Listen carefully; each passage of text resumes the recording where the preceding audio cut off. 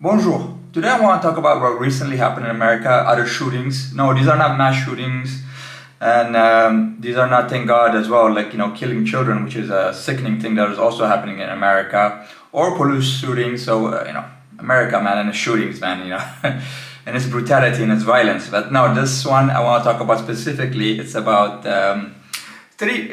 four people that made mistakes, young people as well. They made a mistake, going to the wrong person's house, going to the wrong person's driveway house, or, wrong to the wrong person's car.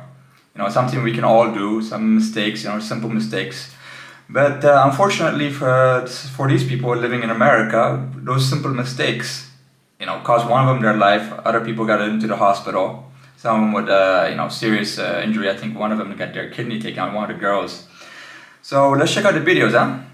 In Texas, a high school cheerleader is in critical condition this morning after police say a man fired a gun at her and three teammates who accidentally approached the wrong car following a late night practice. Authorities arrested Pedro Tello Rodriguez Jr. in Texas, one of several making national headlines this week of young people injured or even killed for mistakenly being in the wrong place. In upstate New York, 20-year-old Kaylin Gillis was shot and killed after she turned into the wrong driveway while looking for a friend's house, according to the police. Alleged gunman Kevin Monahan was arrested and charged with second-degree murder. He's pleaded not guilty. Gillis's father pleading for justice for his daughter, who he says dreamed of becoming a marine biologist. A disturbing story out of Kansas City. The family of a teenager says the boy was shot after knocking on the wrong door. He was trying to pick up his younger brothers when the homeowner fired. You can see this happened in 3 different states to black and white people, and male and female, and the perpetrators were old and young. 2 of them were old, one of them was a young Hispanic man. So what is the underlying current of this nonsense, of this madness in America, as we can say? Is it racism? Because the first one, we can say that, there's a tinge of racism, because we don't know specifically what the guy's mentality is, but he's an old white man. So we would assume that there's some racial element going on there. But as you can see with the second victim, the one that actually died, she was a white woman, hanging out with her white friends, and I would assume that they were white friends, but just going to a driveway, and the guy just starts shooting. For no fucking reason at all. Just people just going to the wrong driveway to start shooting.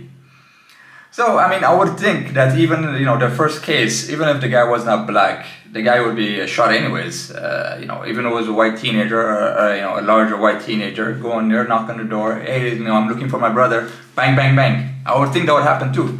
For I think, the thing we should discuss right now is not racism. The thing we should discuss right now is the prevalence of paranoia and fear in the American heart, the American public. It is this paranoia, this fear that divides us, and that makes us act in these violent and stupid ways. I can actually attest to this with my own history of this paranoia and sickness in America. That when I was 18 years old, a young black male, I went to visit my stepbrother and stepsister in San Diego. And my stepbrother, he's married to a white woman, lived there for a long time. And have white kids, so he's very assimilated into the American culture, California, all that kind of stuff. He's a successful lawyer there. He used to be a successful lawyer there. Now he left, but so I went there, to learn about America, to have some family time, and to just hang out with family, because I was 18 years old. I don't know what I wanted in life, and I just want to hang out, with my siblings, and just have some fun time. Just like when I was a kid, and we hang out with siblings. That's where I wanted to go. So for community, for love, for support, and etc. So I go there. So they start treating me like with fear and paranoia from the beginning. He's a young black man, so he must be into drugs. He must be into he's going into gangs. He might kill us. All this fucking paranoia they see on fucking TV. What the fuck? You know, the first day I go there, I remember actually my stepbrother was like, "Hey man, if you act up, man, you know, I'm gonna send you back, you know, blah blah blah blah blah blah."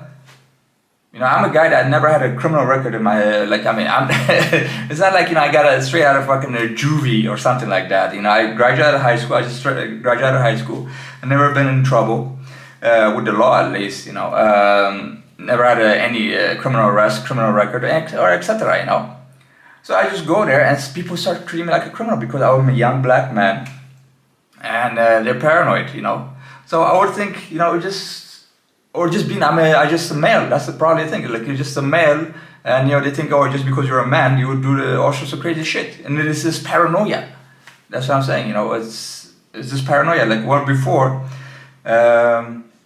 In olden times, or even in Ethiopia, you know, you would support, you know, or you would at least treat people like a guest, even if it's a male that comes from a long far away, and you treat him like a guest, you know. But in America, you know, just, oh my God, apprehensive, you know, he's going to steal our money, he's going to do this, he's going to do that, because there's no community. Because the fear and the paranoia, you know, we've been brainwashed with through the media. I'll blame the media first. But, you know, the racial divisions, the crime, and etc., they also, like, you know, impregnate your mind and say, yeah, hey, look, you know, people are evil, and even though, like, I came within peace, you know, I didn't go all the way to California to do evil in a place I'd never been to, and, like, it's just fucking ridiculous. But, yeah, that is my own fucking story, you know, it disgusts me. And or even recently in COVID times, I rented a place through a friend. You know, he said he's leaving back to China, so he said, you know, I have this place, you know, I'm renting it with this you know, this college student, and you know, you can go there and rent it while I'm out. So I said, all right. So I go there, right? But this, you know, so before I go into the place, you know, the guy told me he has COVID. You know, he's a young white college student. He says, I'm gonna have COVID, you know. So, you know, this is the beginning of COVID. So I'm like, oh, this guy had fucking COVID. You know, I don't want to go in there. You know, what if I fucking die? You know. But, you know, I call some people up, you know, find out, you know, you never had COVID, man. The guy was just walking around doing some crazy shit. But, you know, he just fucking bullshit me because he don't want me in the apartment. He wants his other white friends to get into the apartment. So, you know, it's, and again, when I go out in there, you know, I sense this fear, you know, this paranoia about me, you know, just, oh my God, this guy is dangerous, you know, this guy is this, blah, blah, blah, blah. So you went through all these this intricate plan with COVID to get me out of the apartment so he can, you know, get somebody he's comfortable with. But the guy doesn't even know me for a second, man. But, you know, that's how you feel. You know, you feel apprehensive. You feel like that, you know. But this is, you know, we're not savages, you know, in the wilderness, nomad people. You know, coming to another tribe. You know, like why we act this way. I mean, it's not. But that's how everybody acts in America. You know, just not unless you're rich and you know you have your own community. But the poor people at the bottom, that's how we act towards one another. You know, like we're in some savages, like you know, some nomad tribes. In the Middle East, or you know, back in the day, or you know, in Europe, you know, like Vikings coming across, I don't know, another tribe, Anglo-Saxons, and you know, they have to fight each other. You know, we have this kind of mentality with other people. You know, it's crazy. So this is why I say, you know, the Second Amendment doesn't mean shit.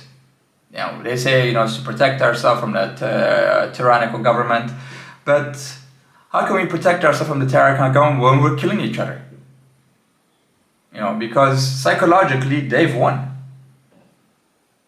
Through fear, through all sorts of psychological warfare, you know, men versus women, men versus men, black versus white, and etc. and etc. You know, we hate each other, we have no love for one another, we fear one another. So the Second Amendment don't shit, because what we do with our guns is, you know, shoot one another, kill one another, even if it's or hurt one another, even if it's your own brother, like in my case, and your own flesh and blood. You know, just like, oh my God, oh, I'm so afraid. Then I'll show you this other video of this woman, a white woman. She recounts the story of a man just coming and talk to her, and oh my God, no. I'm literally shaking right now because I just had a man approach me in a parking lot, and it went fine. And I'm going to tell you why it went fine and how to address it, because it was in a book I read, and this is how you're supposed to address it. But it scared me. I'm literally shaking. So this guy, I'm alone with my son, by myself, a woman, and a male approached me in a parking lot. He's, "Excuse me, miss," and I don't know why in the hell he was approaching me or what he was trying to do. And before he was probably 30 feet from me when he said, "Excuse me, ma'am." And I turned around and I literally yelled at him and I said, "Do not approach me." And he immediately started going in the other direction. And I just kept saying it over and over and over. I said, "Do not approach me. Do not approach me." And he, of course, got what the F, he started cussing and yelling, what's your problem? And I looked at him and he actually then crossed a couple cars down from my car, and he didn't come anywhere near me. He crossed a couple cars down from my car and was like, continuing to cuss and say, "What's your problem?" And I said, "You do not approach women in a parking lot." I just kept saying, "Do not approach me. You do not approach women in a parking lot," yelling it. No male should ever approach a woman in a parking lot. Ever. No male should ever approach a woman in a parking lot. So what we can see here, like I said, the proletariat revolution or any kind of revolution is not come from, or any, bottom-up change is not going to come from America, because we fear one another. There's no way we can come together to do anything. So we have to fix that first. All right, thank you. Bye.